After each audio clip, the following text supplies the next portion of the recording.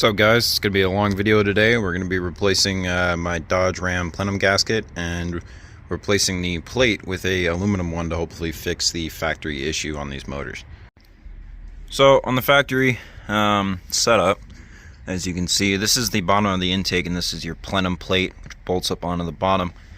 And then obviously there's a gasket in between here. So the issue with that is not only are the bolts too long, the plate's too thick, but it also fails due to the fact that this plate is steel and this plate is, intake is aluminum. So they heat up at different paces and different amounts when they expand.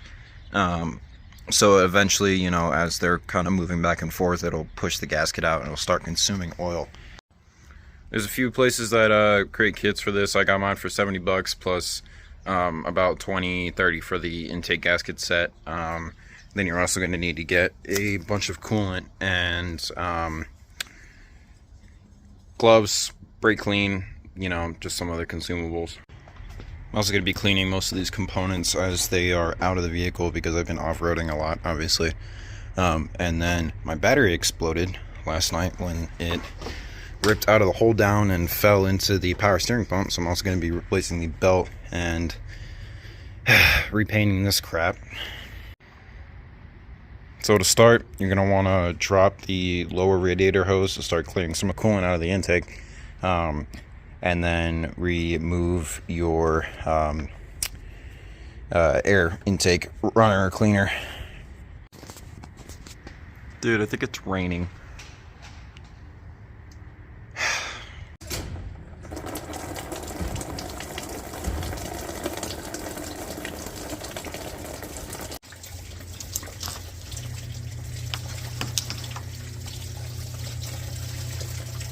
I think I've got a bit of coolant in my rust.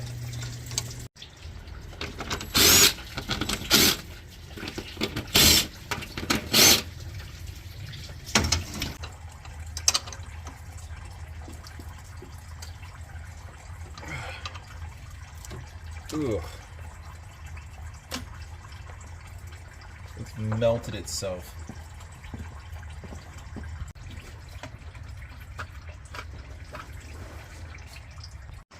Dude, I just realized why my alignment is effed.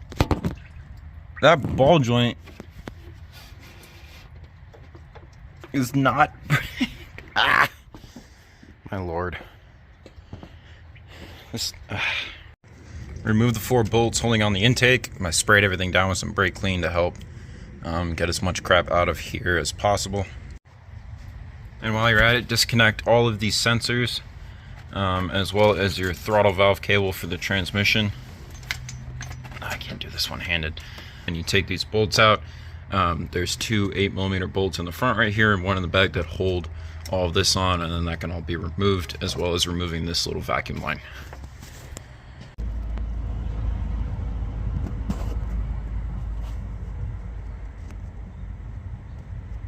All that oil right in the back. Alright, so now you remove your upper radiator hose from the radiator, and then start to remove this bracket right here with these 2 bolts and the AC compressor bracket with these 3. Once you're done with that, undo these 2 bolts and take these bolts out.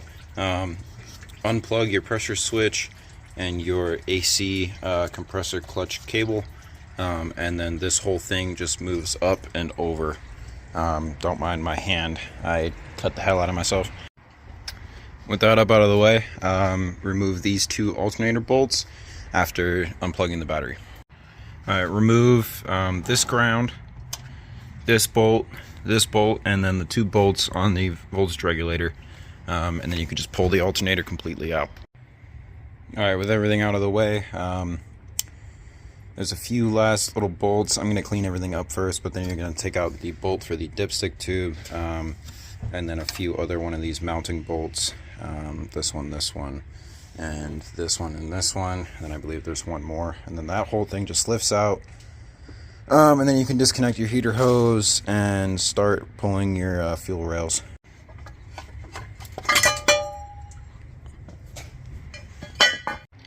Alright, I wiped everything down again. I'm going to let it all dry out. You want to really get as much crap from around this area out as possible, because when you lift it up, it's all just going to fall in. I also recommend doing an oil change directly after this. In the meantime, you can just start disconnecting every single hose and sensor that's on the intake, including your injectors. And then if you want to pull the fuel rails, there's 4 bolts total, 2 on each rail. And then those just pop up.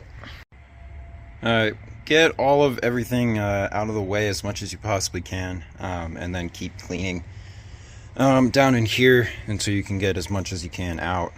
Just keep wiping it down.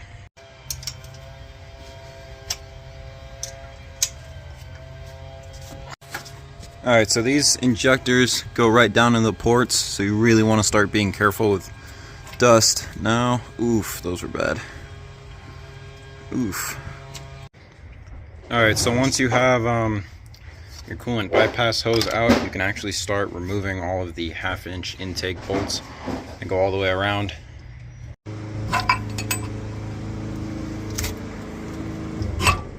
Sweet. Immediately get paper towels on everything, and these rear coolant ports, if you're in a inclined driveway like I am, may still have some coolant in them, so you're just going to want to keep swapping out paper towels and soak that up. There's lots of oil residue on the more rearward ports, pretty much all of them actually. And then you can see there's the plenum plate, so we're going to start by removing that. I want to see how much oil is in there.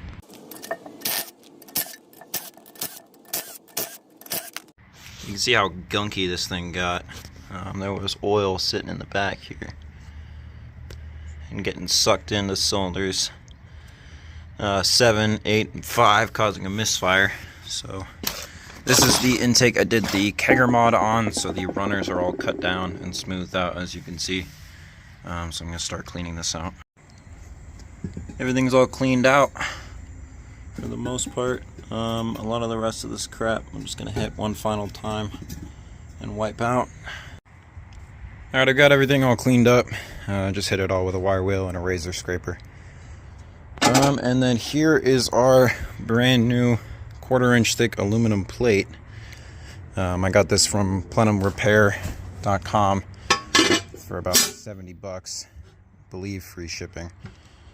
Lines up all perfect, so I'm going to grab the gasket and some 90-minute gasket maker. We're going to slap this on. I like to just do a light layer of RTV around before you put the gasket on, and then one on the gasket after you put the gasket on. Slap the gasket down, get it all lined up, and then do one more layer of RTV. And then grab the new hardware and start putting everything together. Grab yourself a torque wrench. There is a specific torque spec and pattern when you're doing this, so I will show that on screen in a sec. Alright, I have everything cleaned up for the most part. I'm just wiping out some of the residual crap that fell in to the engine. So we're going to let all that soak up and then slap it all back together.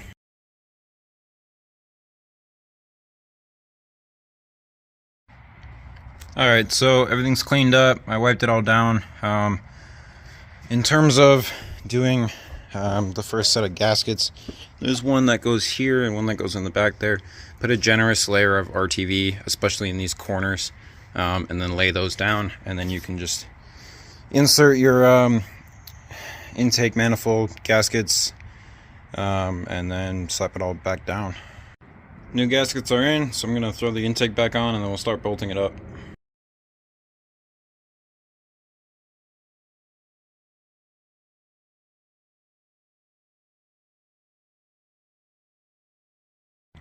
Also put the coolant bypass hose back on the intake and before you put everything back together. Well, the intake is back on. I'm going to start bolting it up. Alright, I'm just going to be slowly reassembling everything. At this point, you really just need to do the opposite of what everything was in the video. There's no real specific torques that you need to know at this point, so I'm just going to be wrapping it up and then I'll show the final product and it running.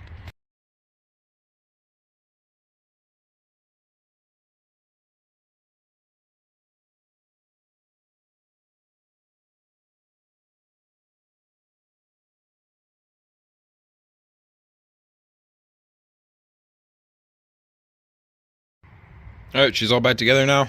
Got some stuff cleaned up. Built a shield for my alternator to protect it from the big splashes, and then a shield for my cold air intake so that any of the stuff coming up from under here, at least before I get the new bumper and splash guard on, isn't going to get too bad.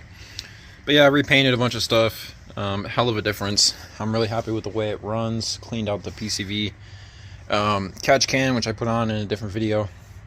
So yeah, that's how you do your intake plenum with one of those Hughes or online kits. These are supposed to hold for hundreds of thousands of miles as long as you do it right, torque everything. So yeah, have a good one, guys. Thanks for watching.